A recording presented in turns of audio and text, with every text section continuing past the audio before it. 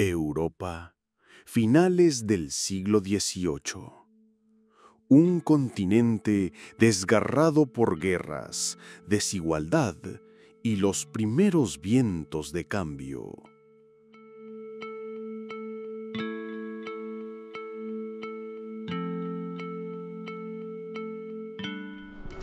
Monarcas absolutistas gobiernan imperios centenarios, mientras en las calles el pueblo comienza a alzarse contra la tiranía. La Revolución Francesa está por estallar, y con ella una nueva era de transformación y violencia. En medio de esta tormenta, desde una isla en el Mediterráneo, emerge un joven desconocido. Su nombre, Napoleón Bonaparte. Nacido en Córcega, insignificante en el tablero europeo, pasará en apenas unos años de ser un oficial menor del ejército francés a emperador de media Europa. Audaz, visionario, implacable. Su genio militar cambiará las reglas de la guerra, su ambición las del poder. Este es el viaje de un hombre que desafió monarquías, redibujó mapas, venció coaliciones enteras y terminó vencido por su propio sueño. Un hombre que se convirtió en leyenda, mito, advertencia y modelo. Hoy exploraremos su ascenso fulgurante, su dominio casi absoluto y su inevitable caída. Este es Napoleón Bonaparte, el hombre que quiso conquistarlo todo. Napoleón Bonaparte nació el 15 de agosto de 1769 en Ajaccio, una pequeña ciudad de la isla de Córcega. La isla había sido vendida a Francia poco antes de su nacimiento, y su familia, de la pequeña nobleza local, vivía entre la cultura italiana y la dominación francesa.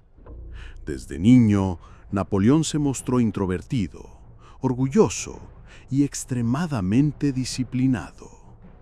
Su padre consiguió una beca para que estudiara en Francia.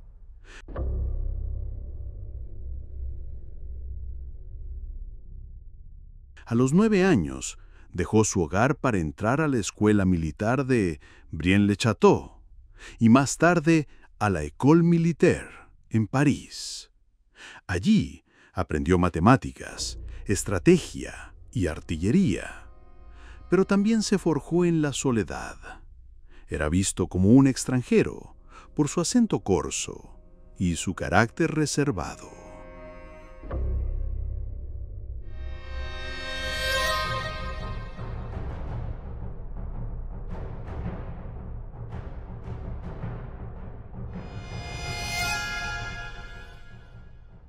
A los 16 años ya era oficial del ejército francés, pero en una Francia aún gobernada por aristócratas, su carrera parecía condenada a avanzar lentamente.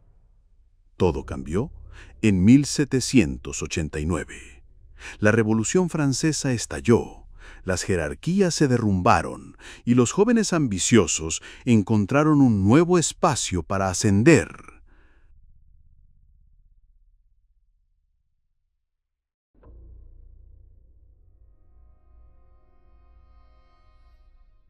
Napoleón, republicano convencido, apoyó los ideales revolucionarios.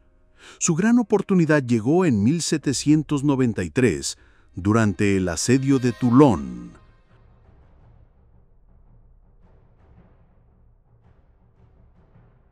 Los británicos y realistas controlaban la ciudad, y Napoleón propuso un ataque estratégico con artillería que cambió el rumbo del combate.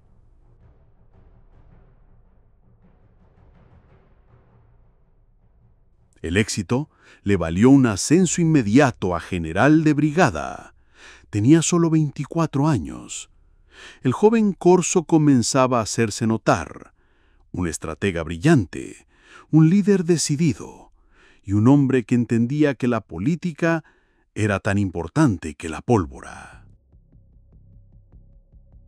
En 1796, con apenas 26 años, Napoleón Bonaparte fue nombrado comandante del ejército de Italia. Para muchos, era una misión secundaria, un frente menor, al margen del verdadero escenario europeo. Pero para Napoleón, era la oportunidad de su vida. Sus tropas estaban en pésimas condiciones, mal alimentadas, mal vestidas, mal pagadas y completamente desmoralizadas. Pero Bonaparte sabía algo que pocos generales entendían, que el corazón de un soldado puede ser más poderoso que su espada.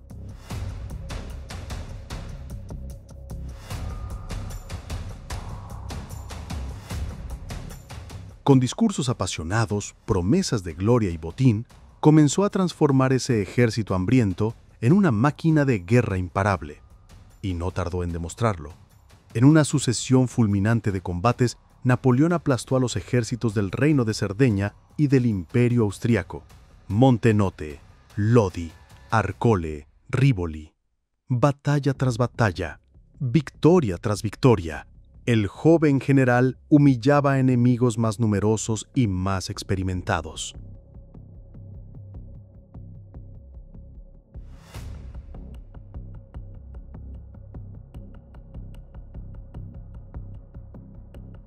Su secreto no era solo el talento militar, era su capacidad de anticipación, su habilidad para usar el terreno a su favor y su obsesión por la velocidad.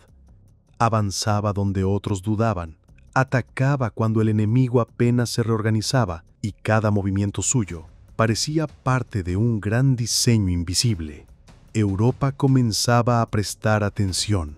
¿Quién era este joven corso que derrotaba generales veteranos y redibujaba fronteras como si fueran trazos en un mapa?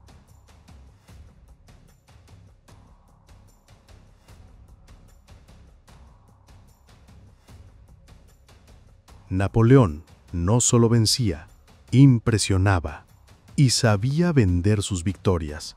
Escribía partes de guerra heroicos, ordenaba que se imprimieran panfletos y retratos, y con cada triunfo cultivaba un mito, el mito de Napoleón.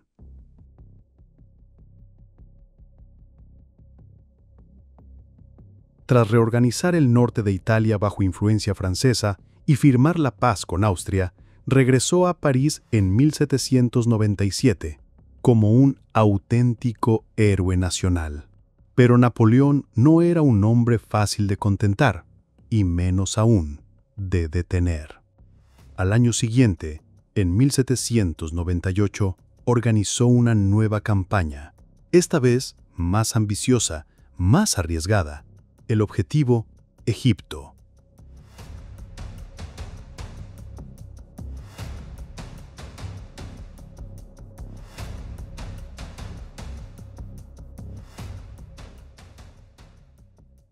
Oficialmente, la expedición tenía un propósito estratégico: cortar la ruta de los británicos hacia la India, golpear el corazón comercial del Imperio Británico y consolidar el poder francés en el Mediterráneo oriental.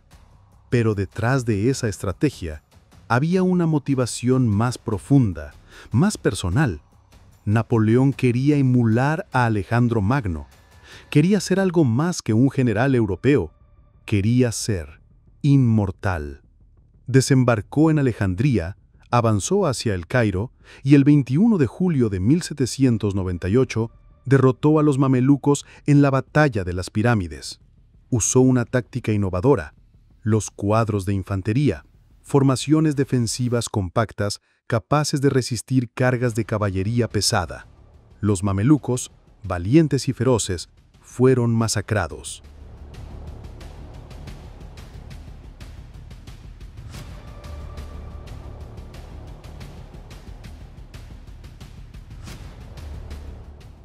La victoria fue total. y Napoleón, ante las antiguas ruinas del faraónico Egipto, declaró que 40 siglos de historia lo contemplaban.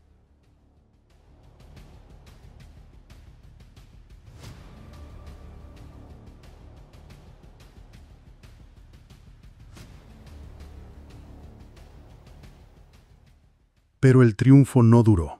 Pocos días después, la flota francesa fue destruida por el almirante Horacio Nelson en la batalla de Abukir. Napoleón y su ejército quedaron atrapados en Egipto, sin flota, sin suministros, sin posibilidad de regreso. Pero aún en el desastre, Bonaparte no se detuvo.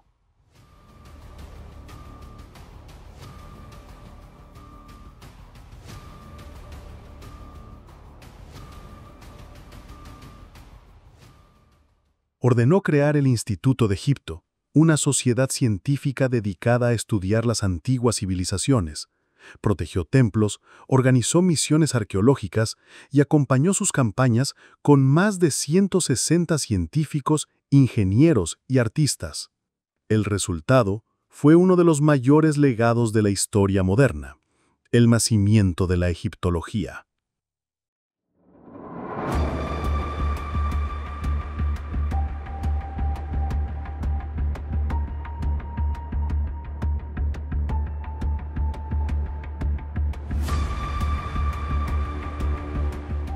Durante estas investigaciones, sus hombres descubrieron un objeto extraordinario, la piedra Rosetta, una clave para descifrar los jeroglíficos y comprender la lengua de los faraones.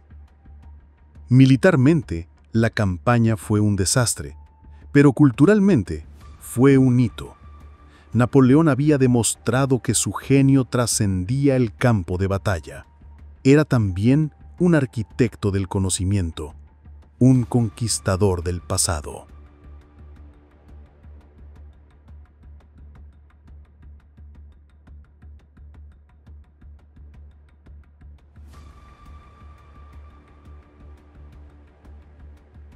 En 1799, tras enterarse de la crisis política en Francia, Napoleón dejó sus tropas en Egipto y regresó a París. Su aventura egipcia no había sido un éxito militar, pero su popularidad en Francia era más fuerte que nunca. Había derrotado a imperios, reorganizado territorios, fundado academias y seducido a una nación entera. Había demostrado que su genio no conocía fronteras.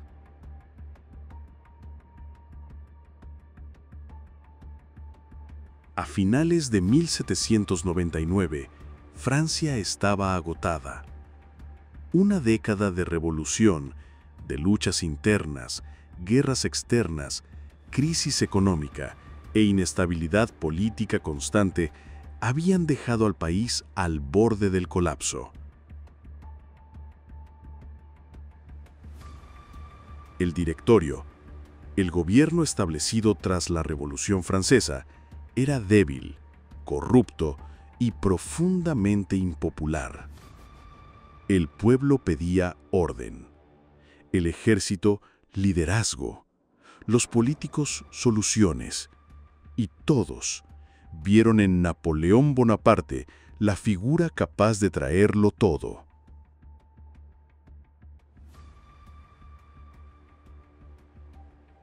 El 9 de noviembre de 1799, o el 18 de Brumario, según el calendario revolucionario, Napoleón, junto a sus aliados Sieyès y Talleyrand, ejecutó un golpe de Estado.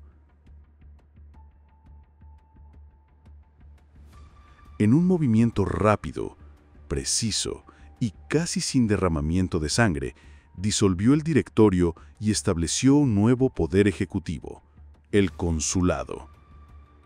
Él mismo fue proclamado primer cónsul, con poderes amplios, con autoridad casi absoluta.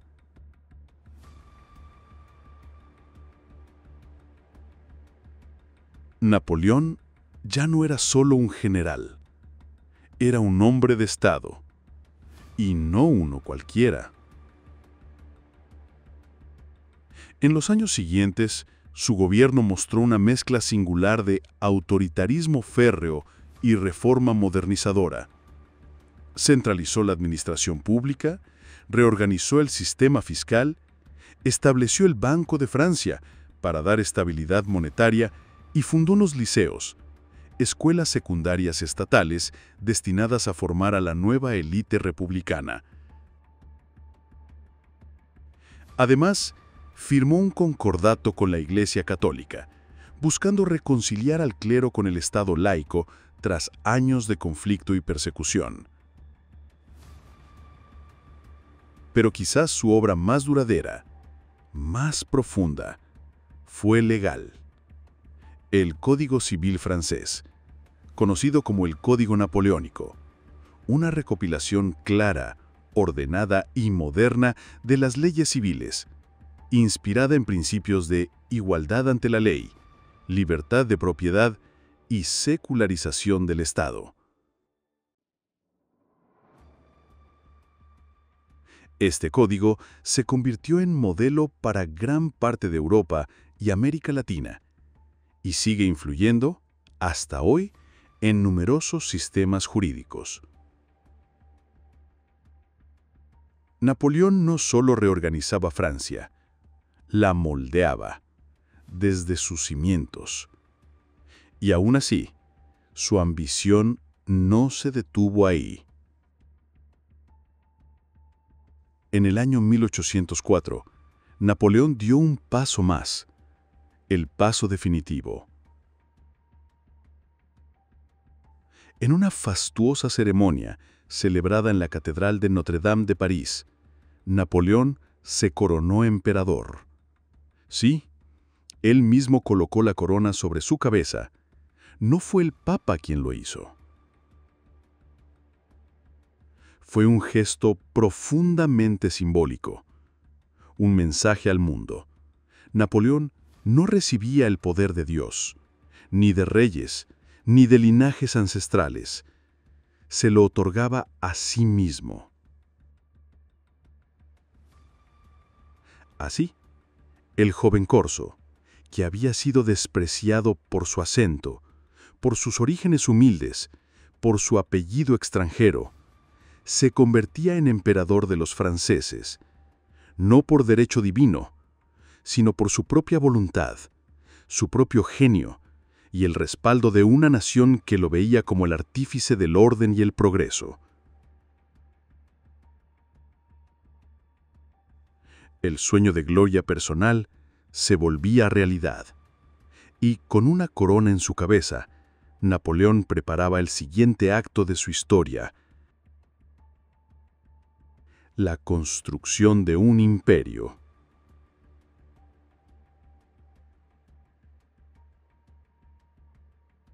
Con la corona en su cabeza, Napoleón transformó la República en un imperio.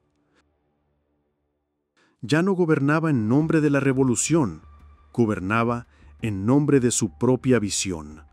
Una visión de orden, grandeza y dominio.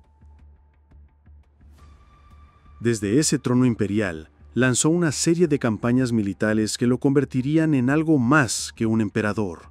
Lo convertirían en el amo de Europa.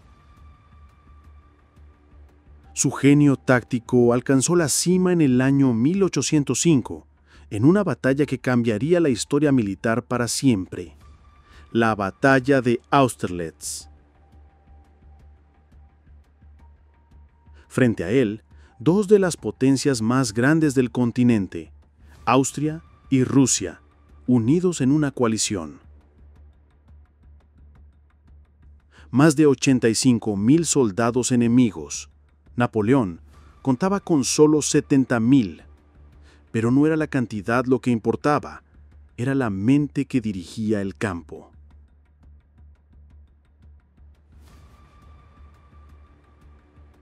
Con engaños sutiles, retiradas fingidas y un uso magistral del terreno, Napoleón atrajo al enemigo hacia una trampa.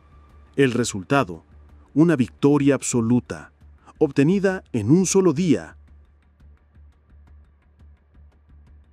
El emperador describió la batalla como su obra maestra, y no exageraba. Europa quedó paralizada.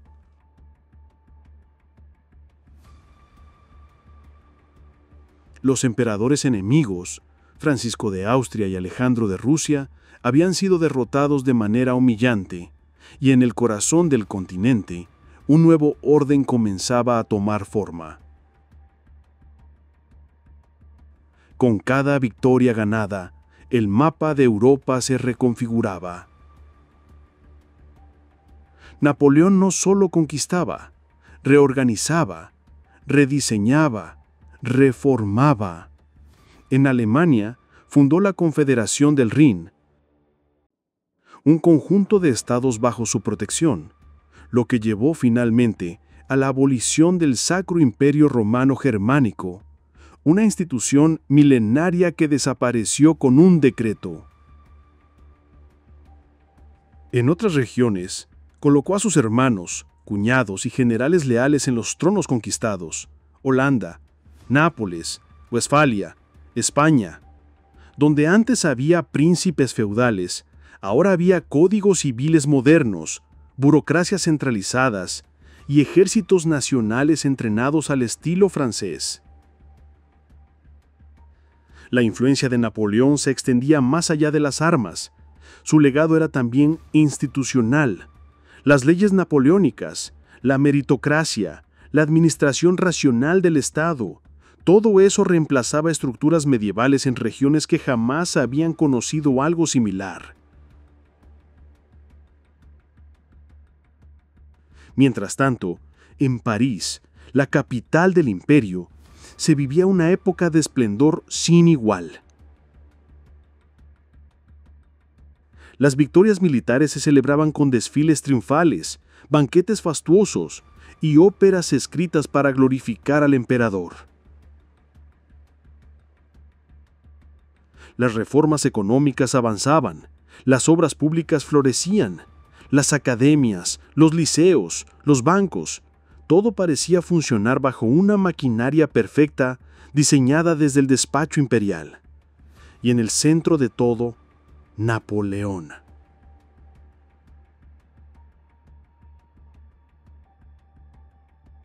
Con su uniforme imperial, sus botas relucientes, su bicornio inconfundible, cabalgaba entre aplausos y laureles. Para muchos era el hombre más grande de su tiempo, un líder invencible, un reformador brillante, un genio tocado por la historia. Pero cada victoria tenía un precio, y ese precio empezaba a sentirse. Las guerras eran constantes, una tras otra, coalición tras coalición, campaña tras campaña. El ejército francés, aunque glorioso, empezaba a desgastarse. Los pueblos conquistados, al principio fascinados, ahora comenzaban a resentir el dominio francés. Las promesas de libertad se volvían impuestos elevados, conscripción forzada, represión de revoluciones locales. Aquel que había sido símbolo de liberación comenzaba a ser visto como un nuevo tirano. Y aunque Napoleón brillaba como nunca, también empezaba a despertar algo que no podía controlar: el miedo, y con él, la resistencia.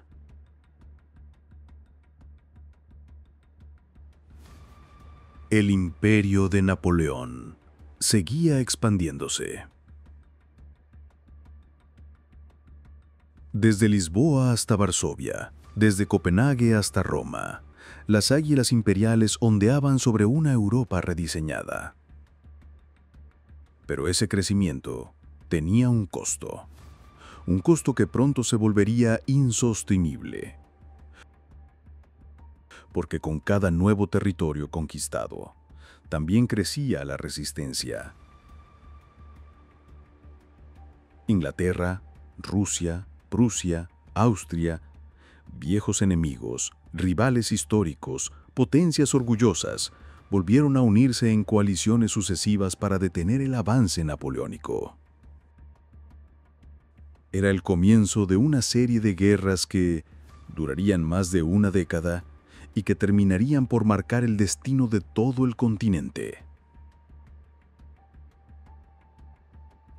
En tierra, Napoleón parecía invencible. Sus ejércitos se movían con precisión quirúrgica, vencía con velocidad, reorganizaba con lógica y continuaba imponiendo su ley. Pero en el mar, la historia fue muy diferente. En 1805, frente a las costas de España, la flota franco-española se enfrentó a la Marina británica en una batalla que definiría la supremacía naval de todo un siglo. La Batalla de Trafalgar. El almirante Horatio Nelson, al mando de los británicos, demostró una audacia táctica y un valor extremo. Destruyó gran parte de la flota enemiga, aunque perdió la vida en el combate.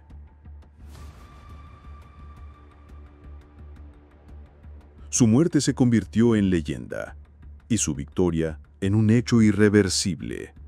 Gran Bretaña dominaba los mares. Napoleón comprendió que invadir Inglaterra ya no era una posibilidad real.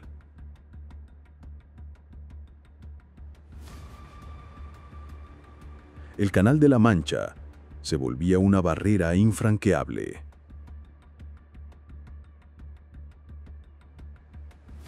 Aún así, sus campañas terrestres continuaron. Jena, Auerstedt, Friedland, Wagram, batallas que confirmaban su talento militar. Derrotaba coalición tras coalición, redibujaba fronteras, nombraba reyes, controlaba rutas y recursos.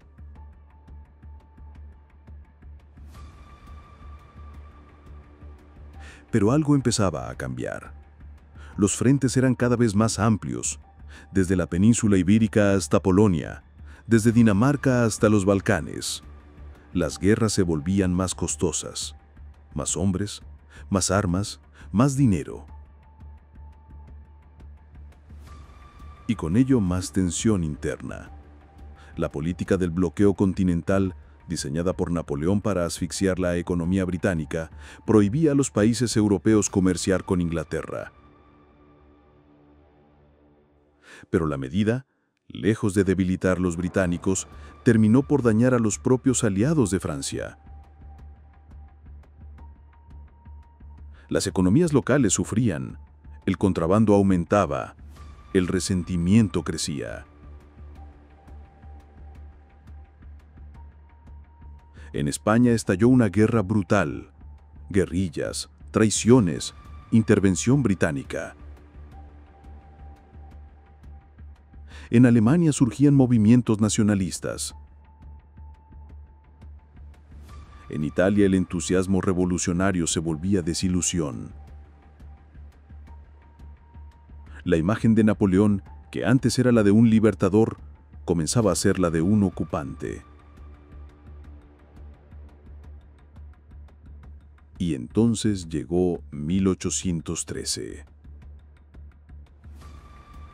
El punto de inflexión, el principio del fin. En los alrededores de Leipzig, en el corazón de Sajonia, se libró la que sería llamada la Batalla de las Naciones. Fue el mayor enfrentamiento de la historia europea hasta la Primera Guerra Mundial. Más de 500.000 soldados en combate. Franceses contra una colosal alianza de rusos, prusianos, austriacos y suecos. Durante días, la tierra tembló bajo el estruendo de cañones, las ciudades ardieron, los campos se cubrieron de cuerpos y el aura de invencibilidad de Napoleón se quebró. Fue derrotado y obligado a replegarse hacia Francia. El mundo vio lo que muchos creían imposible. El emperador retrocedía. Su estrella comenzaba a apagarse. Sus soldados, aquellos veteranos que lo habían seguido por media Europa, estaban exhaustos, desmoralizados, Muchos eran reclutas jóvenes sin experiencia, otros abandonaban.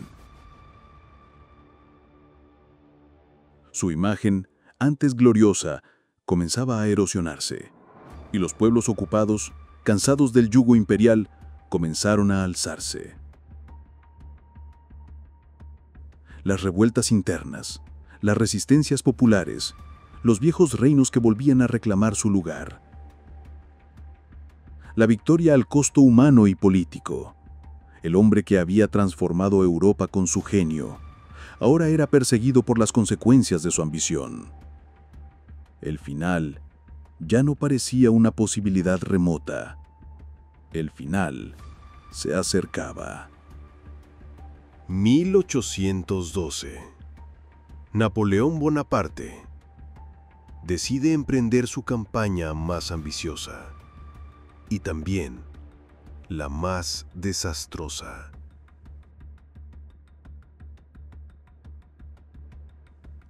Su objetivo declarado: obligar al zar Alejandro I a mantenerse dentro del bloqueo continental contra Inglaterra.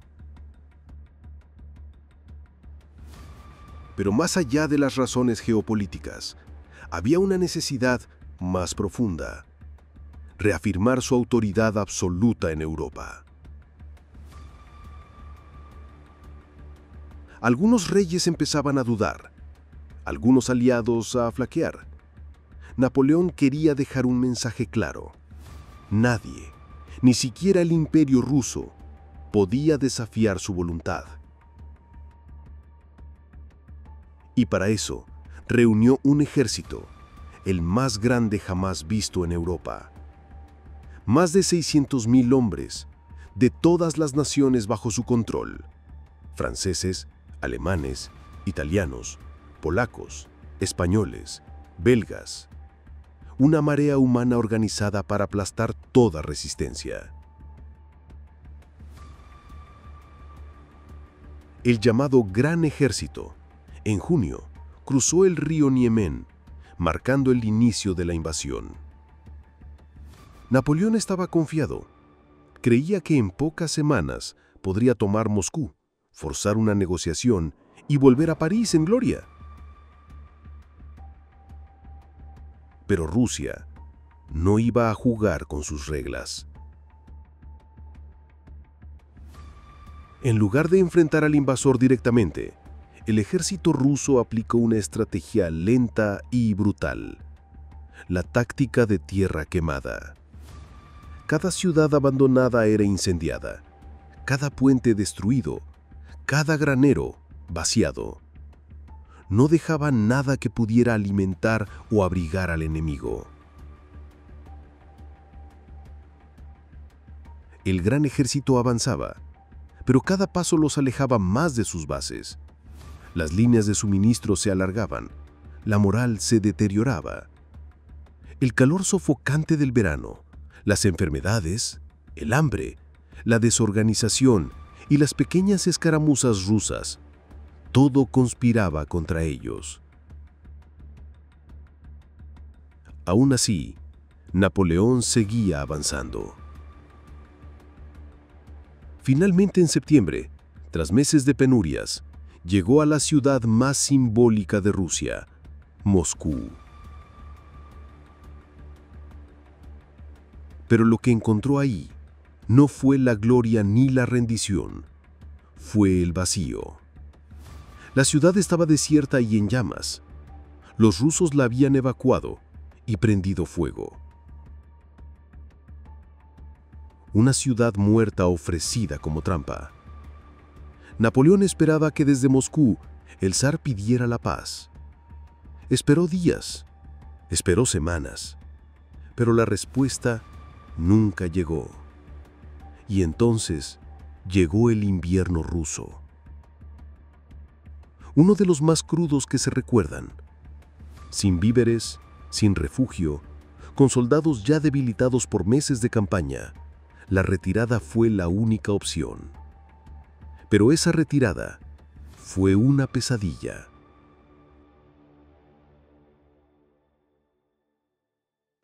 El ejército que entró en Rusia como una fuerza imponente salía ahora convertido en una procesión de fantasmas. Hambre, frío extremo, ataques constantes de la caballería cosaca, puentes colapsados, enfermedades, deserciones, hombres que caían y no se levantaban. De los más de 600.000 soldados que partieron, apenas 100.000 lograron regresar. Una catástrofe militar y humana como pocas veces se había visto en la historia. Y Europa observaba. Por primera vez, Napoleón era vulnerable. Los imperios que antes lo temían, ahora olieron sangre. Y rápidamente, se formó una nueva coalición para destruir lo que quedaba de su imperio. El mito del emperador invencible había recibido su mayor golpe. El declive de Napoleón había comenzado, y esta vez sería irreversible.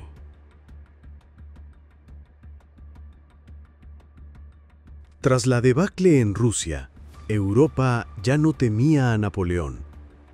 Las potencias, Rusia, Prusia, Austria, Inglaterra, vieron su oportunidad y avanzaron con decisión.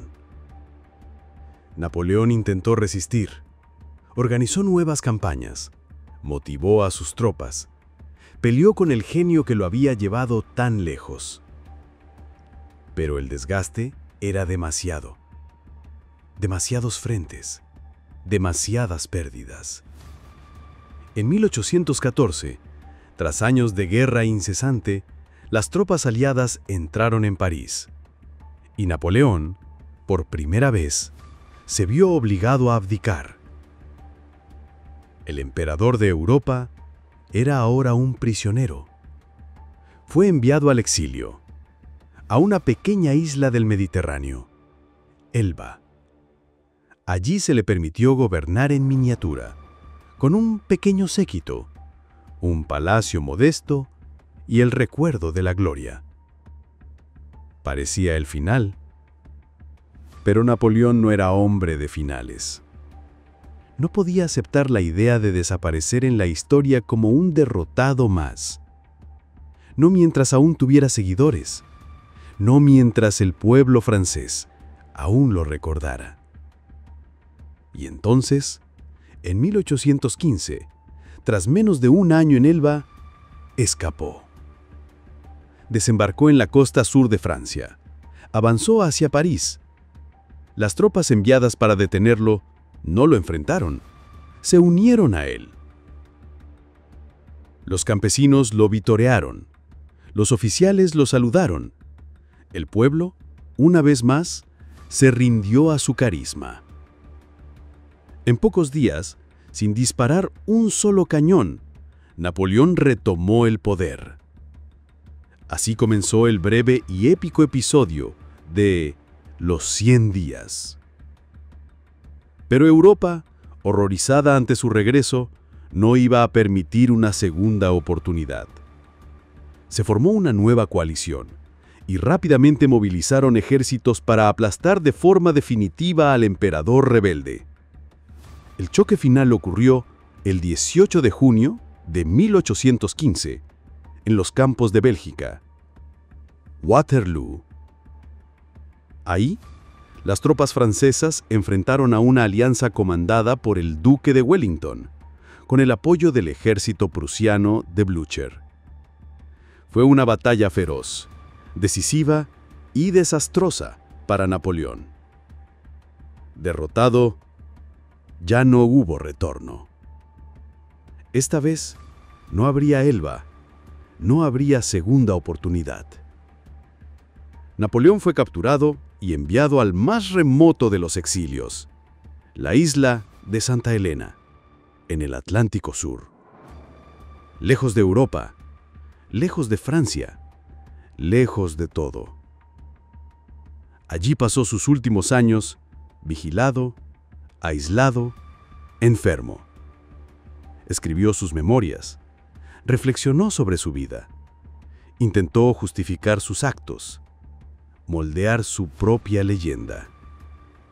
Murió el 5 de mayo de 1821, a los 51 años.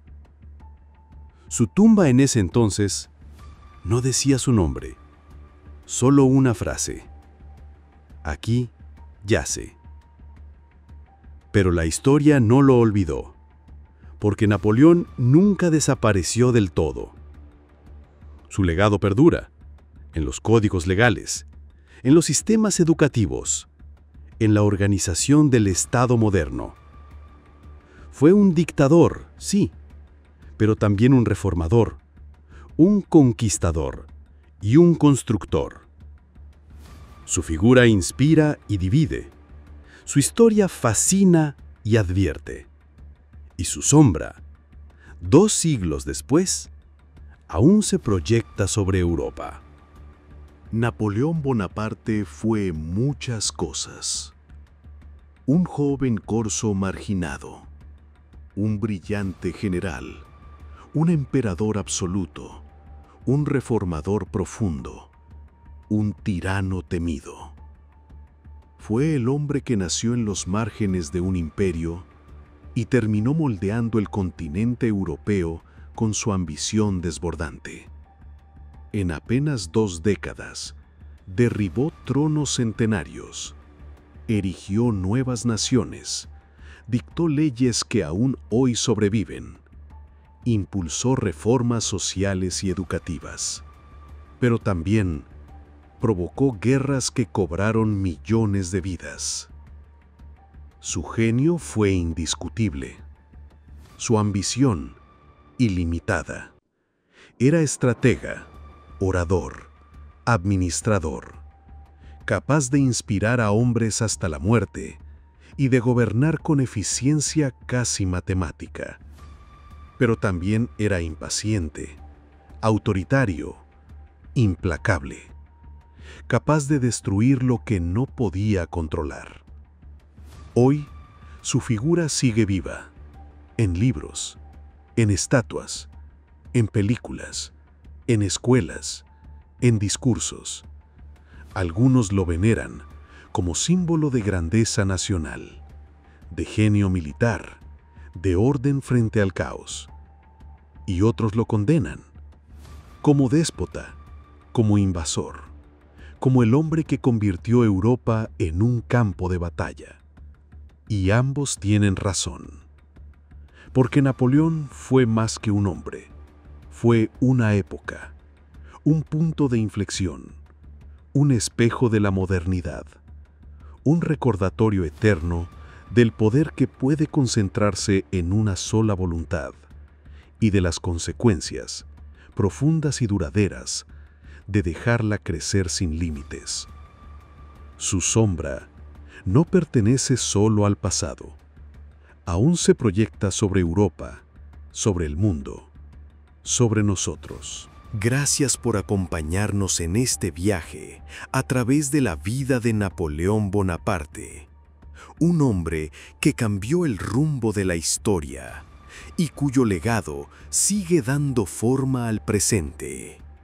Si esta historia te hizo pensar, aprender o mirar el pasado con nuevos ojos, te invitamos a suscribirte al canal, compartir este video y dejar en los comentarios: ¿fue Napoleón un genio necesario o un tirano que fue demasiado lejos? Nos vemos en el próximo episodio, donde seguiremos explorando los grandes momentos que construyeron el mundo en que vivimos. Hasta entonces, gracias por ver.